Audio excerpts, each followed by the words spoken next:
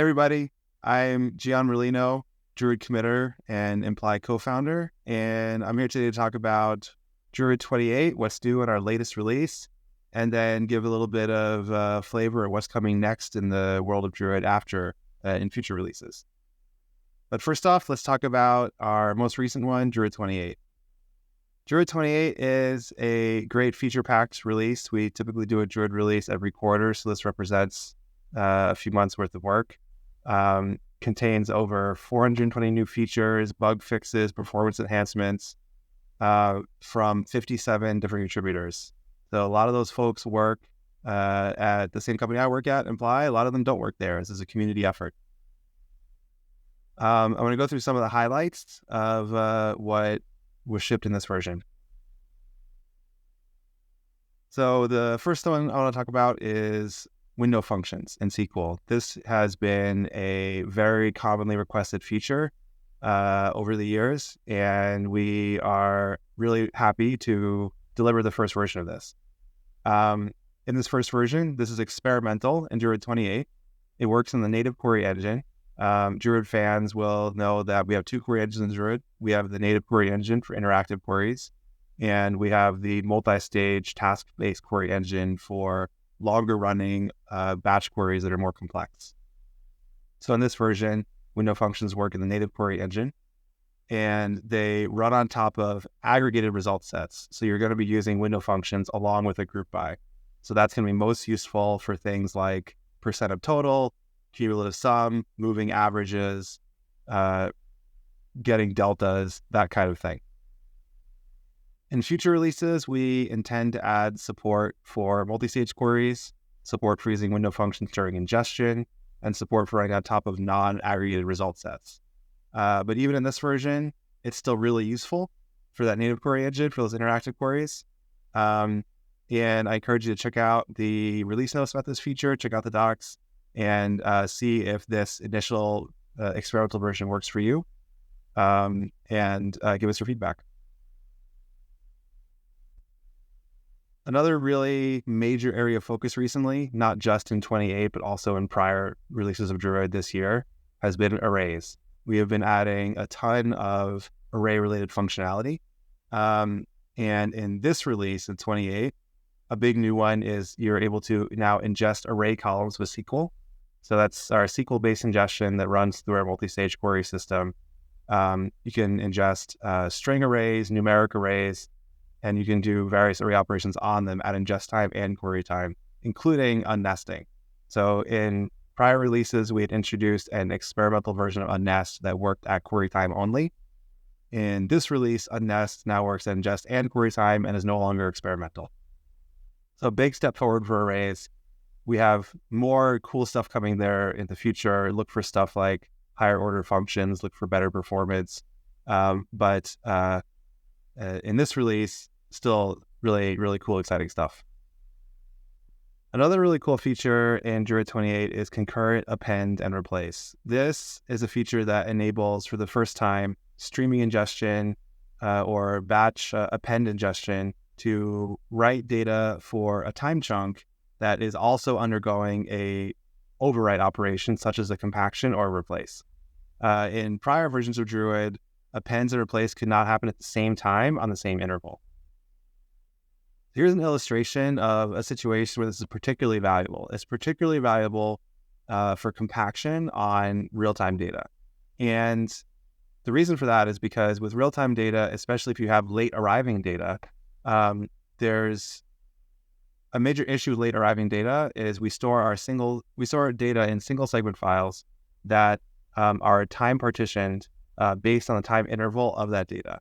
And so you can end up with a lot of fairly small segment files, which is inefficient for the system. So to improve efficiency, we have a compaction process that combines these smaller segment files into larger ones.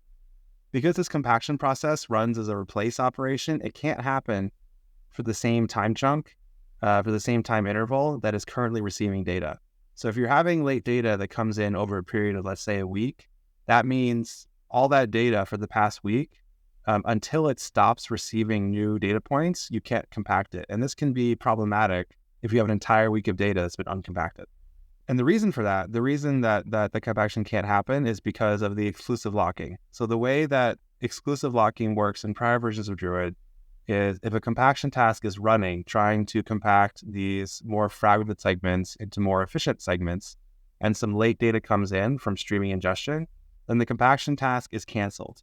So this happens to ensure that the late arriving data is not ignored or delayed. So we're in current or in prior versions of Druid, we are prioritizing new data ingestion over compaction. This can lead to starvation of the compaction process in the situation where you have lots of late arriving data. So the new approach that we're taking with concurrent append and replace in Druid 28 is to make the locking a bit more fine-grained. So there's an exclusive lock on the old data, so only one compaction job can run on the time chunk at a time, or only one compaction or replace job, really. But at the same time as that's running, new data can come in, and that's a shared lock. So many tasks, streaming or batch, can be adding new data while compaction is happening on the older data. Now, once the compaction is done, it'll of course have to start again to compact that new stuff.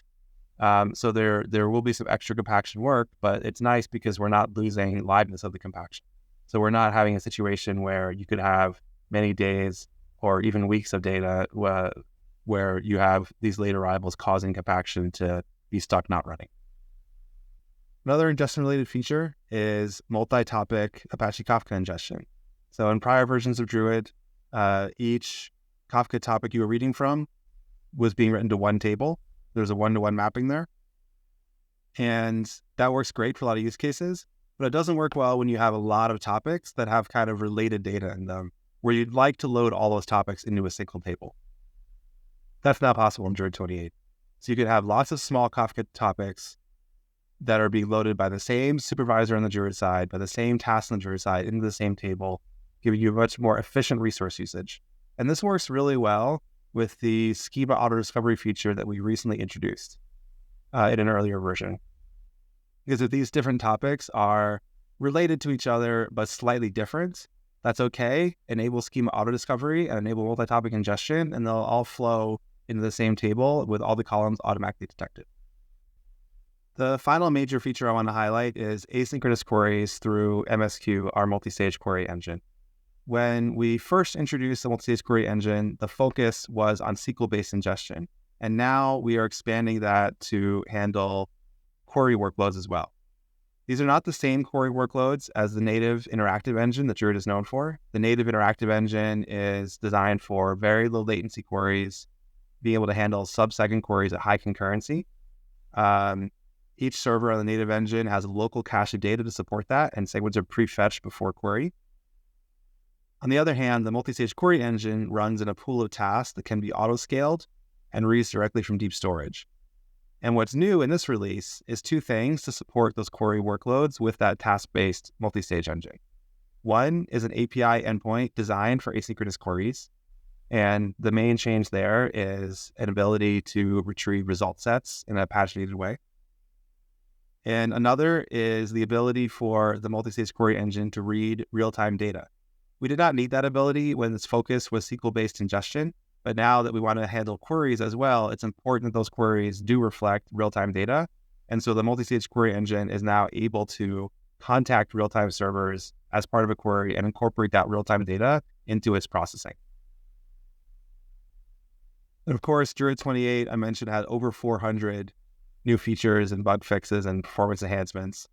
We've highlighted a few of them, of the major ones, and now I want to highlight sort of the next tier down. And then for the full list, of course, check our release notes.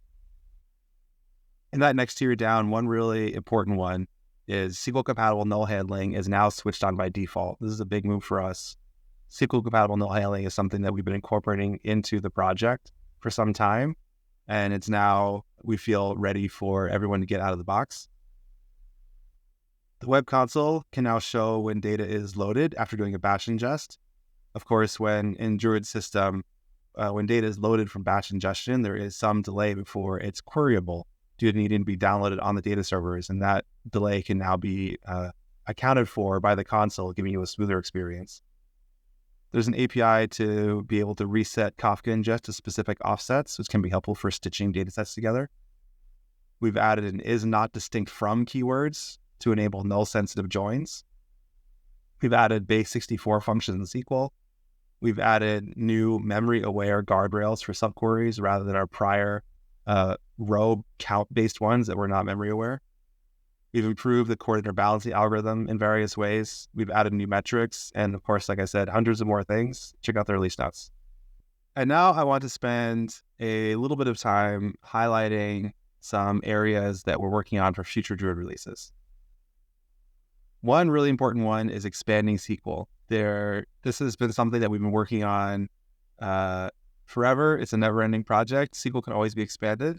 Some of the stuff that is on our radar right now is interesting DML commands. So with the initial release of SQL-based ingestion, we added insert and replace, of course.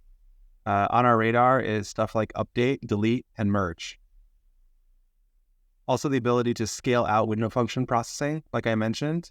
Our window function system that is now experimental in Druid 28 will support running window functions on already aggregated result sets, so window functions along with group by.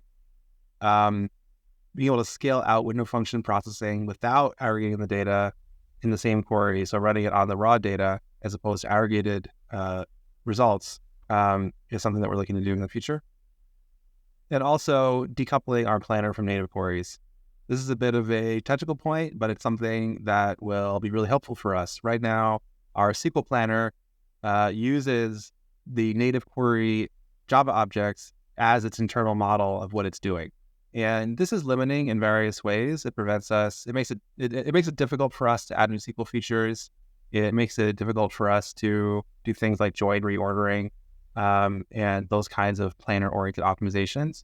So by decoupling the planner from native queries, we are going to be able to move much more quickly on adding new planner features and improving the performance of our planner.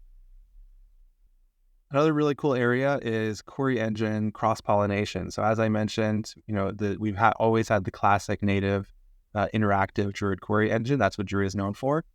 And then we have the much newer, released much more recently, multi-stage query engine. That task-based engine for queries that it's okay if they take a while, they run offline, that kind of thing. I mentioned that engine fetches data from deep storage rather than caching it, etc. We are looking to cross-pollinate ideas between these two query engines in order to improve both of them. So one really exciting one is hybridizing caching and deep storage. Right now, the native engine always pre-caches data. It pre-fetches data before the query happens. It must be on the server before the query can run. And the multi-stage query engine always fetches data from deep storage, so from your S3 bucket, for example, during the query. And a hybridized approach allows a mix of caching and fetching from deep storage, which would benefit both engines. On the MSQ side, the shuffle between the stages is always buffered. So it's buffered either on disk or on durable deep storage, depending on your configuration. And execution is not currently pipelined, so each stage runs one at a time. We're looking to take some of the ideas from the native engine where everything is done in memory and stages all run simultaneously to bring those over to the MSQ side with in-memory shuffles and pipeline execution, thereby improving performance of the MSQ engine. I think once we do this, we'll find that the multi-stage engine is applicable for a much wider array of workloads and becomes quite competitive with what we see for other SQL systems. But for now, thank you.